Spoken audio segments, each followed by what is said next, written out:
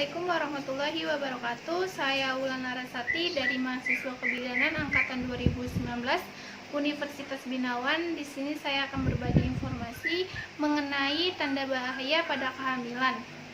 Lanjut ke video. Nah, tanda bahaya kehamilan itu adalah tanda-tanda yang mengindikasikan adanya bahaya yang dapat terjadi selama kehamilan, yang apabila tidak dilaporkan atau tidak terdeteksi bisa menyebabkan kematian ibu dan janin. Kita akan bahas tanda gejala kehamilan atau tanda bahaya kehamilan pada pertama. Kita bisa lihat di sini, pertama adalah pendarahan pada kehamilan muda dan kehamilan usia lanjut. Pada kehamilan bunda, biasanya bunda harus waspada, yaitu terjadi flek-flek darah saat usia kehamilan 0 sampai 22 minggu atau biasanya usia kehamilan sekitar 4 bulan. Karena kenapa bunda harus usia kehamilan muda dalam terjadi pendarahan, bunda harus waspada akan bahaya pada keguguran. Dan kemudian untuk usia kehamilan lanjut, bunda harus waspada karena beberapa kehamilan memang pada dasarnya kehamilan adalah proses yang normal. Tetapi ada beberapa kehamilan dengan kondisi-kondisi tertentu, biasanya dengan kelainan letak plasenta atau beberapa kehamilan dengan plasenta lepas duluan atau biasanya kita sebut dengan flusio plasenta. Itu sangat berbahaya kepada kehamilan bunda, sehingga bunda harus tahu jika terjadi pendarahan pada tadi saya sudah sebutkan tadi pada usia kehamilan muda dan kehamilan lanjut, bunda harus segera datang ke tenaga medis seperti bidan, dokter atau dokter spesialis klinik terdekat, kemudian bisa di puskesmas dan juga di rumah sakit terdekat. Itu yang pertama. Untuk yang kedua, yang bunda harus tahu, yang kedua adalah bengkak di kaki dan tangan dan wajah, disertai dengan keluhan pusing dan juga kejang. Pada poin kedua ini, biasanya pada setiap kehamilan terjadi peningkatan berat badan yang signifikan, dan bunda harus tahu perbedaan antara kenaikan berat badan dan kejadian bengkak ini. Untuk kenaikan berat badan sendiri, makanya setiap antenatal care atau pemeriksaan kehamilan dilakukan secara rutin tentang pemantauan kenaikan berat badan. Biasanya ada kehamilan yang normal, yaitu tanda kehamilan misalnya pada kaki bengkak biasanya adalah normal. Tetapi jika diiringi dengan tensinya tinggi dan pemeriksaannya cek protein urinnya positif 1, 2, dan 3 dan sudah mengarah ke preeklamsi atau biasanya kita disebut dengan keracunan kehamilan. Oleh sebab itu, jika bunda sudah merasa bahwa ada bengkak di bagian tungkai atau di bagian kaki atau di bagian tangan atau di bagian wajah, bunda harus segera melakukan pemeriksaan ke tenaga kesehatan terdekat agar apa yang tidak diinginkan oleh bunda seperti akhirnya kejang itu tidak. Ingat ya bunda, yang ketiga adalah demam atau panas tinggi. Suhunya berapa? Harus juga diingat, 36, derajat Celcius sampai 37,5 derajat Celcius. Itu poin yang ketiga. Untuk poin yang keempat, bunda bisa lihat di situ air ketuban keluar pada waktunya. Pada seperti bunda tahu, pada air ketuban itu adalah air yang keluar ketika proses persalinan berlangsung. Jika air ketuban yang keluar sebelum proses persalinan berlangsung, itu merupakan salah satu tanda bahaya pada kehamilan. Karena bunda air ketuban itu yang kita sebut dengan cairan amnion di dalam tubuh bunda itu berfungsi untuk melindungi janin yang ada di dalam tubuh bunda agar tidak terpapar oleh infeksi apapun dan terpapar oleh virus dan bakteri, sehingga cairan ini atau selaput ketuban ini akan melindungi bunda dan janin bunda dari infeksi. Jika terjadi pecah ketuban atau pengeluaran cairan yang tidak wajar seperti pipis atau BAK tidak perlahan, itu merupakan salah satu tanda gejala bahwa bunda adalah mengalami ketuban pecah dini. Biasanya ketuban pecah itu bersamaan atau beriringan dengan proses persalinan. Jadi, selain itu, cairan ketuban berfungsi sebagai pelumas saat persalinan. Dibayangkan kan jika bunda belum masuk ke dalam proses persalinan tetapi cairan ketuban sudah pecah, berarti akan ada beberapa informasi virus atau bakteri yang bisa menginfeksi bunda dan janin bunda, sehingga bunda harus dilakukan pemeriksaan lebih lanjut ke tenaga medis terdekat, entah itu di klinik, rumah sakit, atau puskesmas. Biasanya pada pengeluaran air ketuban bisa kita akan melihat bulannya.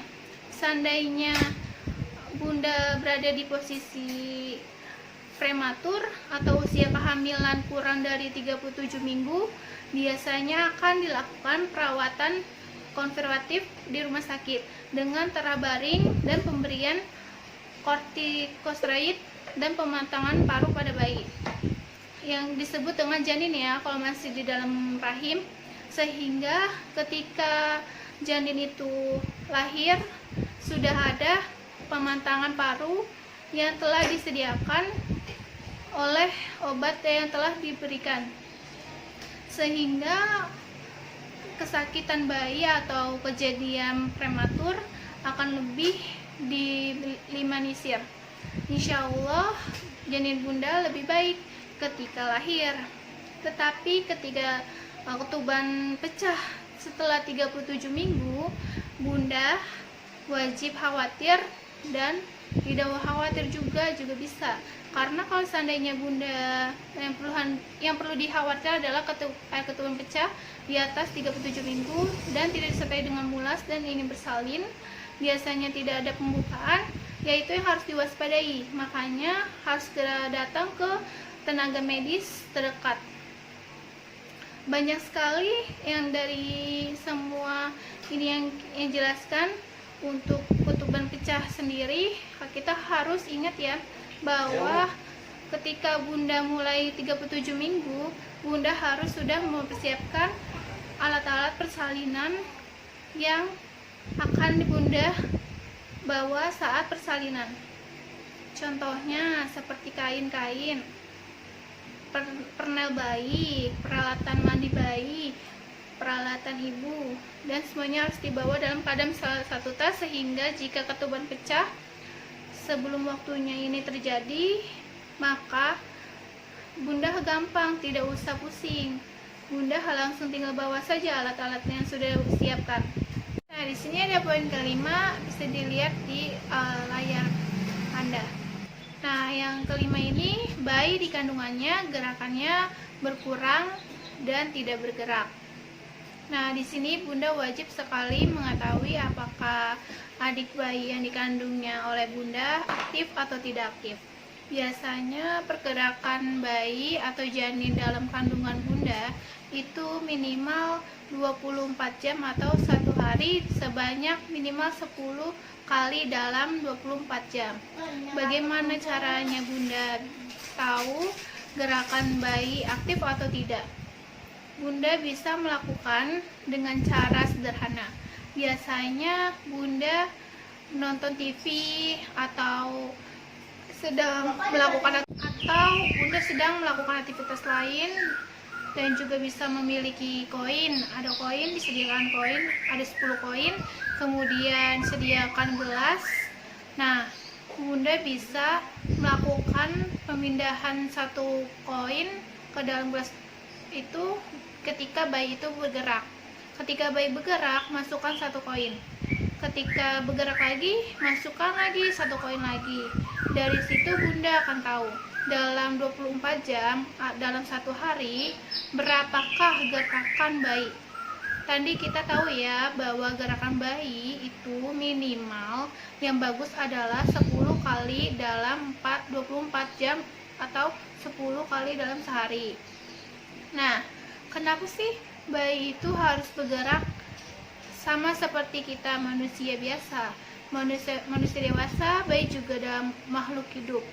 Tapi bedanya bayi atau janin yang masih dikandung hidupnya di alam rahim, bukan di alam dunia yang kita tidak. Alam rahim sama saja dengan alam dunia. Bedanya hanya janin saja yang tinggal di alam rahim. Di sana bayi juga melakukan aktivitas, entah itu makan, entah itu buang air, entah itu bermain, entah itu bergerak.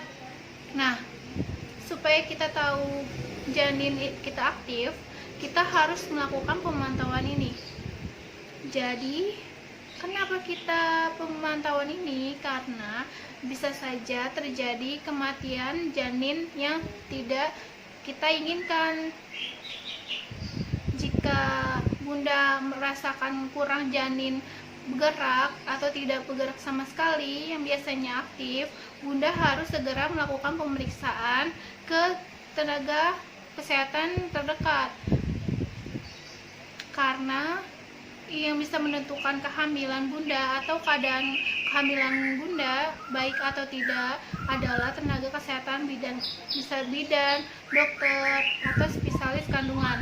Nah, kalau misalkan bunda sedang melakukan itu dan merasa tidak bergerak aktif atau sama sekali tidak bergerak, dan bunda datang ke tenaga kesehatan, dan semua bisa diantisipasi sejak dini, dan kematian janin tidak terjadi. Sehingga pemantauan janin, gerakan janin atau deteksi dini dari kegawat daruratan janin bisa diatasi. Insya Allah janin bunda dan bunda bisa selamat dan tetap sehat. Nah, di sini ada poin ke-6 dan bunda bisa lihat di layar kaca bunda. Poin ke-6, muntah terus atau tidak mau makan. Biasanya kejadian muntah terus terjadi pada usia kehamilan muda. Kalau dalam bahasa medis biasanya disebut hiperemesis gravidarum. Ini terjadi pada usia kehamilan 0 sampai 3 bulan pertama atau trimester 1. Biasanya bunda mengalami mual muntah yang biasa saja karena perubahan hormon dari bunda tidak hamil ke bunda hamil, sehingga mual muntah adalah wajar.